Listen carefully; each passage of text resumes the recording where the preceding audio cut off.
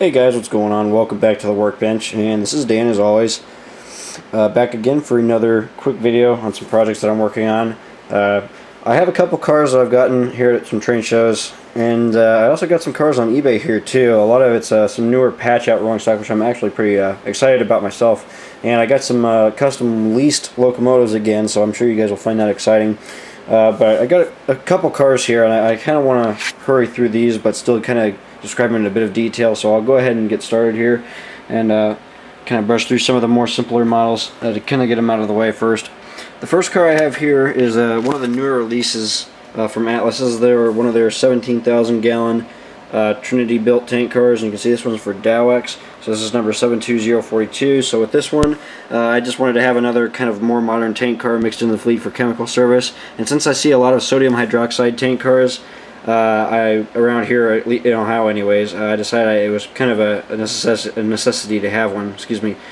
So I went ahead and get this car, and with this I added the reflective striping, weathered it up a bit of course, and then did the new stenciling on it for the sodium hydroxide solution. And I'll show you this other side real quick. Pretty much the same. It's a relatively clean car. It's not too dirty, like I said. But the cool thing about it is you can see the rims of the wheels are nice and clean, just like the real deal. I think that looks pretty cool. So you have the nice dirty wheel faces, but then these flanges stay relatively clean when they go through the hump yards. The retarders run over them, and I've also heard that rough crossings can rub up against these and kind of take the grime off of them too, so that's how I did that. The only other thing I had to do to it was add the double shelf couplers, and real quick you can kind of see the early stages of kick up on the ends here. The other thing I did too is I also added the hazmat placards designating this for sodium hydroxide solution, so that was another thing I had to do. But other than that, pretty simple project and a quick one, but a nice one at best. So it's another nice car to have in my fleet. So another modern tank car. I like to buy up these modern tank cars whenever they come up with new paint schemes, and I like to have as many of these cars as possible, different variations of tank cars anyways, since you see such a variety these days on the roads. So that's another car off the list that I wanted to do. I might get another one of those though down the road, I'm not sure. I got some LPGs next here, and I'm just choosing the ones I want to grab first.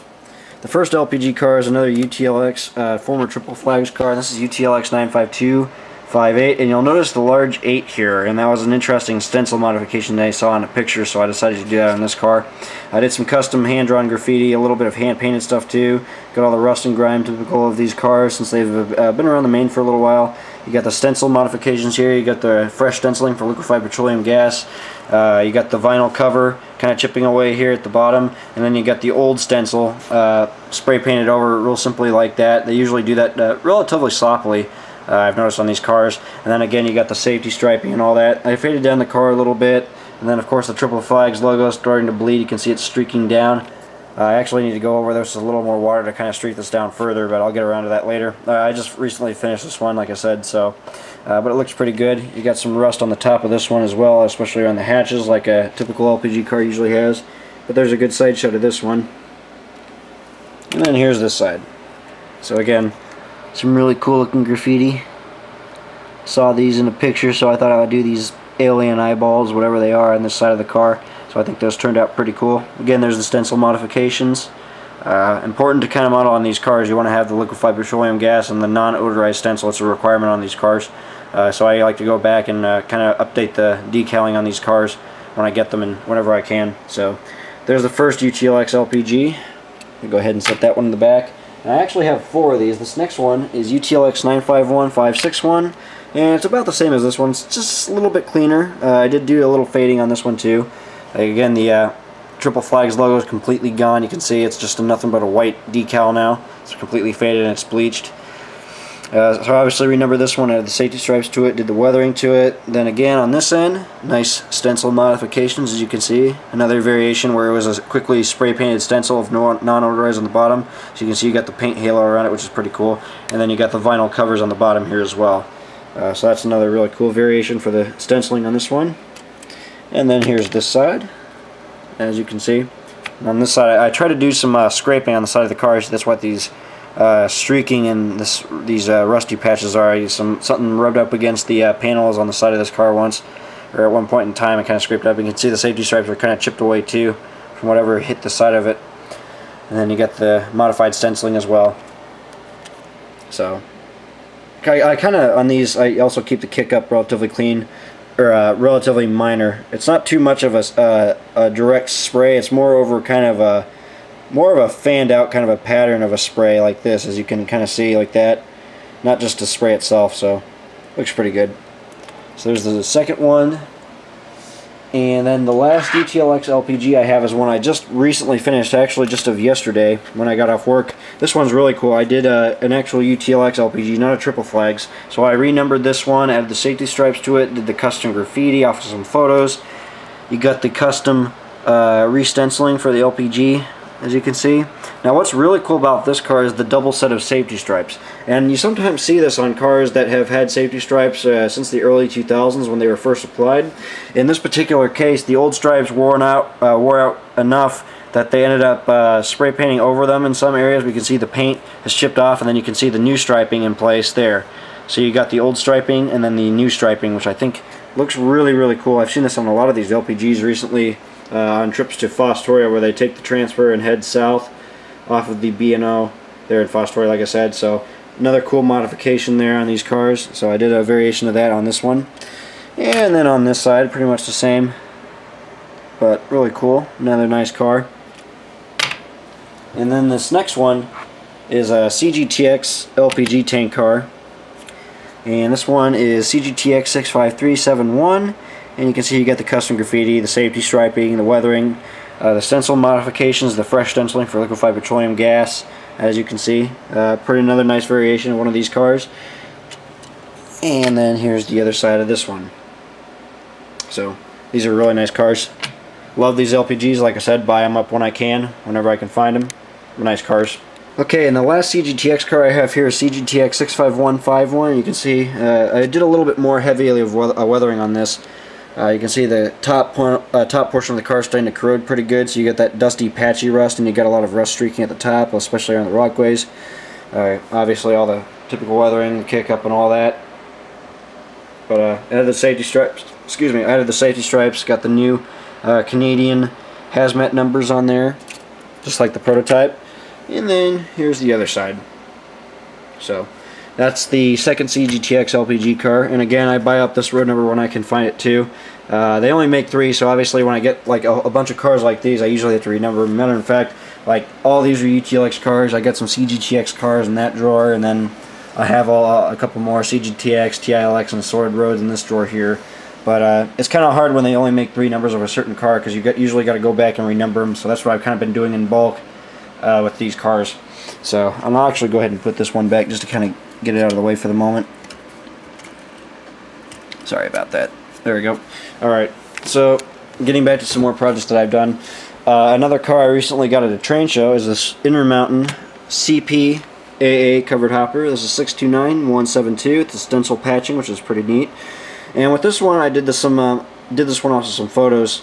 And so I weathered it mostly with oil paints, acrylics, and chalk pestles. So you can see the underbody is really nicely grimed up. You got the graffiti on the sides, just some gang scribble. I added the safety stripes to it as well.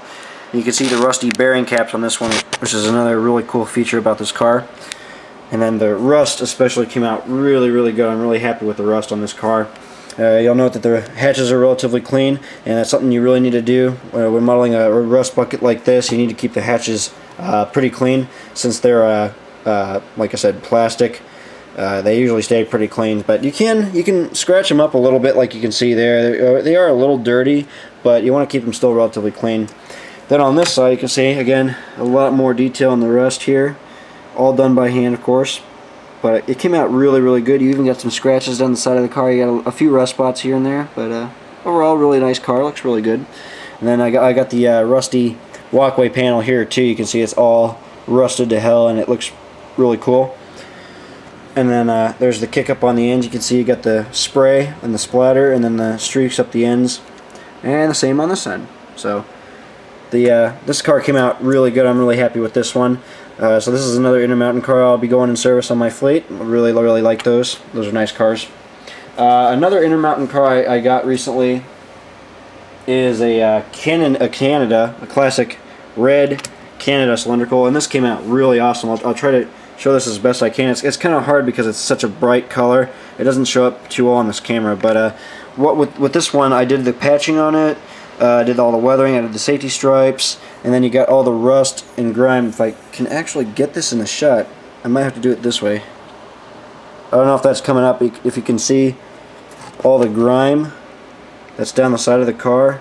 Can't really see it, but it comes down from these walkway supports. You can kind of see it right there. I had to do all those by hand, obviously. I darkened the ribs on the sides, faded up the Canada logo, did the bleaching where you got the red patching on it, which I think looks really, really cool. And then you got the streaks coming down as well. So that's a really cool feature. There's the underbody. So that's the first side. And then on this side, about the same. But I really wanted to get another one of these cars, so I found this custom patch out, and I went ahead and did all the work to it. And I think it came out pretty good. There's a top shot real quick, and then the sides again. And you can see, did a little scratching on the side, on the bottom of this car here too. These Canadian hoppers are actually really interesting how they weather, because some of these are rust buckets, some of these fade really bad, some of these are covered in graffiti, and then others happen to be very, very clean, like this one happened to be. I've even seen these where there's like virtually no rust, and the Canada logo is in really good shape. So it's really interesting. These are really interesting cars to model because they come in such a wide variety of weathering, so they can really fit any particular palette, from a rust bucket modeler who obviously wants a really rusty, dirty old car, and then you can even go, and then you got the lighter, kind of cleaner cars like this one. For the modelers who want to keep cars relatively clean. So this one in particular is one of those relatively clean cars, so I think it came out pretty good, and I like it. So that's the second Intermountain car I have. Now this next one is probably going to be my model of the month. You ready for this one, guys? Check this out. This is a custom Pacific Western car, one of the NDYX Blackouts, and this is a custom patch out for one of the Canadian Wheatboard cars. Check this out, huh? This is pretty awesome. And this took me about 3 or 4 days to weather it completely, just because it was such a time-consuming process of masking off the fresh patching, gloss coating it, and then doing all the rust work to the sides and the ends and all that. The underbody is nicely dirtied up.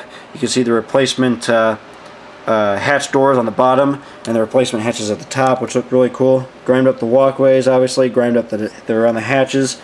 And the hardest part I'd have to say about this, not only doing the seams, darkening those, but was actually getting underneath there to do underneath the walkway supports. And if you see walkway supports like this where they're actually bent up, I actually need to glue this one back down. What I ended up having to do to get under there was I had to take the walkway off. Yeah, I had to take this whole thing off to get under there, and then once it was glued back in place, I carefully glued it back on and then weathered it on top. So it was a very time-consuming process, and it was a real pain in the butt, but it had to be done, and otherwise there'd be this clean patch at the top, which wouldn't look realistic. So that was done though. But you can see the contrast for the clean patches to the dirty sides, which I faded down quite a bit. Added the rust spots too. Add the safety stripes, and as you get to the yellow part with the wheat heralds, you can see all the rust streaking coming down from the walkway supports, and then you got all the really, really nice scratching and pitting from the sides of the car impacting something. You can see the scratches. A really, really important feature you have to model on these cars, because you see a lot of that on these older cylindricals. The trucks all came out equally nice. You can see they look really good, like I pointed out. So there's the first side, and try to get a better shot of it. Yeah, that looks a little bit better. You can kind of see the contrast of the bright red with the dirty car, so that looks really cool. And then here's the other side. This side happened to have a little graffiti too, so there's a natural light shot, and then I'll go back to the bright light here. But what do you got? Again, pretty much the same. Bright, fresh, clean paint with a bit of grime running down the panel seams. Custom graffiti on this. The safety stripes are over, as you can see, and then you get all the rust on the panels, and you can see all the nice pitting, all the scratches on the sides. All that came out exceptionally well. I'm very proud of that. Very, very happy with how that came out. I think it looks very nice. So, very nice. Really like that. So, like I said, this will probably be my model of the month here, guys. I'm very happy with how it turned out, and I'm definitely going to be holding on to this one for a very long time, because I'm very proud of it. Very proud. Go ahead and show you the ends here real quick. I did do a little rust streaking, and then I did some washes to weather up the floor and all the piping and all that on the ends here. So nothing too crazy there, but you can see the patching, which looks really nice. But like I said, overall a very, very, very nice car, and I'm very happy with how that turned out. So that's the last Intermountain car that I have, and I'll go ahead and show you guys an Atlas Boxcar I have. And this one is YARR 4530, and this one came out also really nice. I did some washes down the sides to grime up the panels, or the ribs rather, darken the placards, or the placard boards where they put the stencils for bad order or whatever on there. Got some primer patches on the doors, safety striping, graffiti, all that was added. You can see the patching on the sides too, which looks really nice. This is an Atlas car, I think from a newer run. And then the ends are pretty simple on this. I didn't go too crazy. You just got the standard kick up on the ends there, and the same on this end. And then on this side you got some custom painted graffiti, a little bit there, some there, and then all the rest is done by scribbling with paint pen and marker, which usually comes out, makes a nice effect there. But the roof is probably the best part on this car. You can see I did the rusty panels, as you can see. Those came out really nice, and what I did was a base coat of acrylic and darkened these first, went over it with another coat of acrylic, and then did all the streaking and all that first, and then once all the acrylics were done, I then applied the oil paints over that to create these effects. As you can see, the rust halos like that. So that came out really nice. But that's the YAR Boxcar, and I'm really happy with that. That's another nice patch out that'll be going into service on my fleet hauling paper rolls.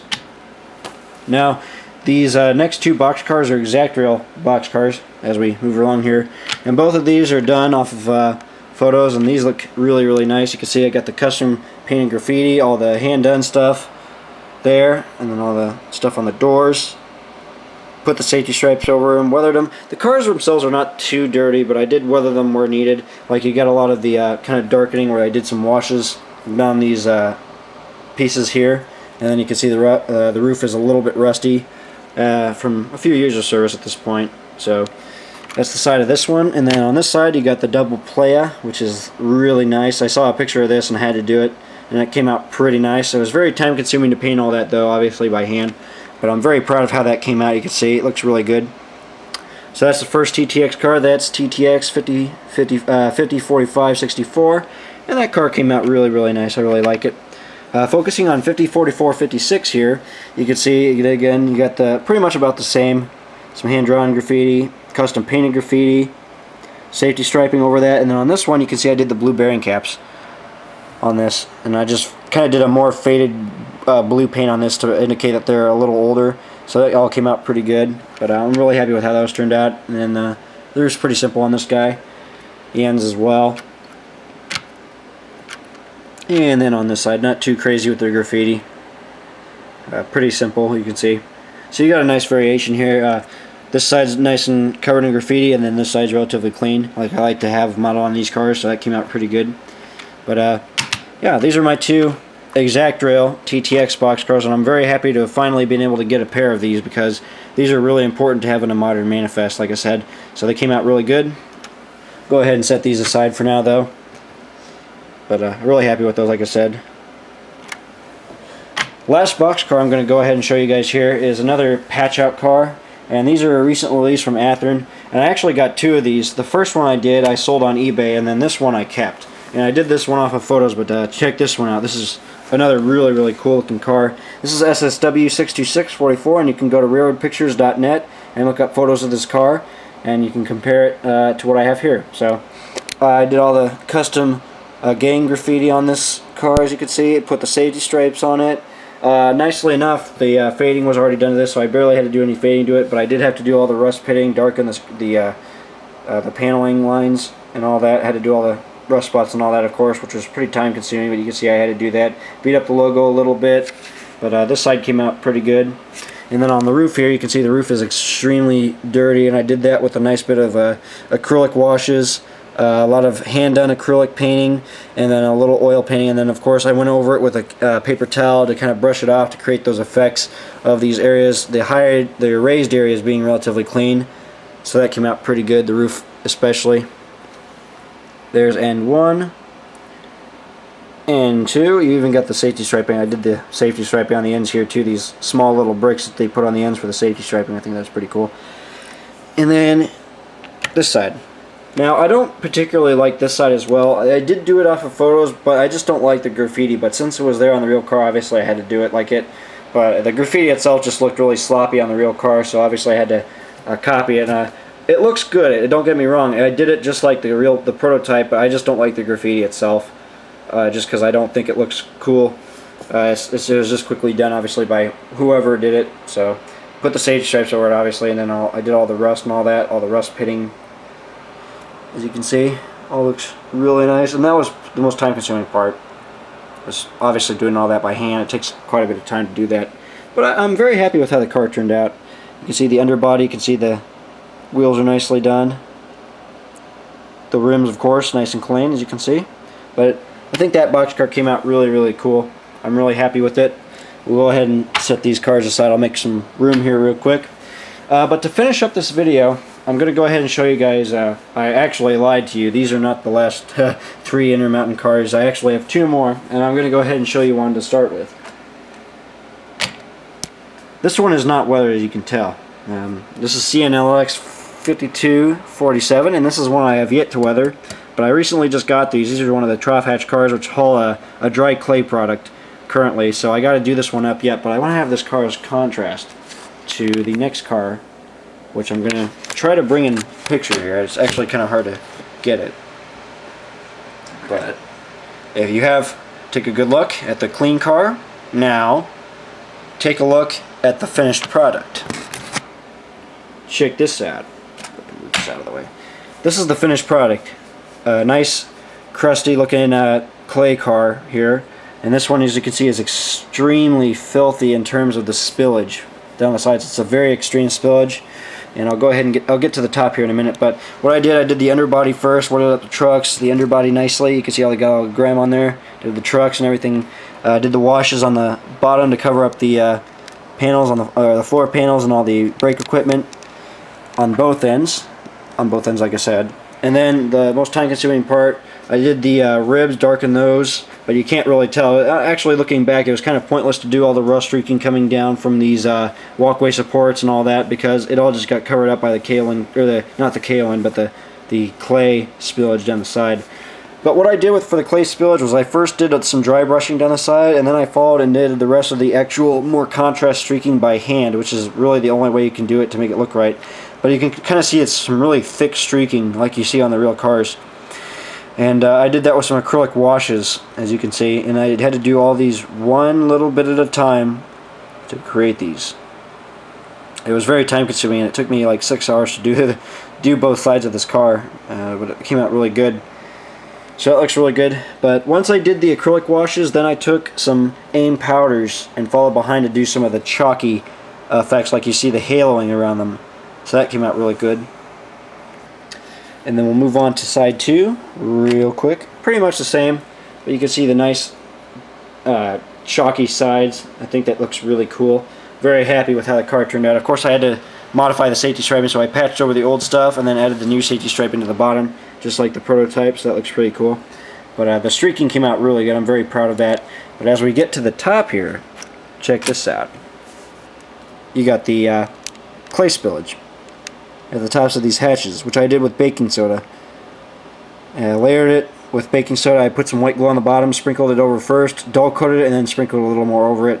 And you can see even a little bit has blown up on the hatch here too. And I did this for each individual hatch. So check that out. Ain't that pretty nice? That's pretty badass, huh? Yeah. So I really like that. I think that came out really good. The top portion of the car, grinded up the walkways too. Like I said, I didn't go too crazy with the weathering because I knew in advance I was going to do the streaking, so I only hit up the areas where that really mattered. So I think it came out pretty good, though. Like I said, looks pretty cool. You got the rusty bearing caps too, is what I was trying to point out, and then you got the dusty trucks. Some of that powdery clay is kind of brushed up on those too, but you can kind of see the contrast between the two. You got the clean car, old car, clean car, new car. Clean car, new car. Yeah, that's what I'm talking about. So what I'm going to do, actually, I'm either going to keep both of these, or I'm going to keep one and then sell the other. So I have yet to do this one. I probably won't touch this one until this weekend when I have some time off of work. So I'll probably hit this one up, and this will probably be the one that I sell. The CNLX 5247 will be the one I probably sell. So I'll keep you guys posted on when that one's done. You'll see it on my Facebook group. and then I'll probably post that on Facebook for sale as well. And if that doesn't sell there, I might do it on eBay. But yeah, if you guys are interested, you can leave a message below, and we can work that out. You guys can message me on Facebook if you're interested in this car when it's done, because more than likely it'll look like this. So, like I said, keep you guys posted on that if I decide to sell it or not. But we'll go ahead and get these two cars out of the way. But those are officially all the Intermountain cars, and I'm very happy with how they turned out. I'll go ahead and lay out the cylindrical cars here so you guys can see them. But you got some nice variations of some of these Canadian cars, like you got the old the old classic Canada scheme, the newer CN scheme that's dirtied up, and then the NDYX leased patch app for First Union. So it's a really cool set of cars there. I think they look really awesome. They'll look even more awesome, obviously, chugging down the main line in a mixed manifest. So there's the Canadian cylindricals. So the next part of this video, I'll be covering locomotives, and I'll show you guys that in the next installment. So stay tuned.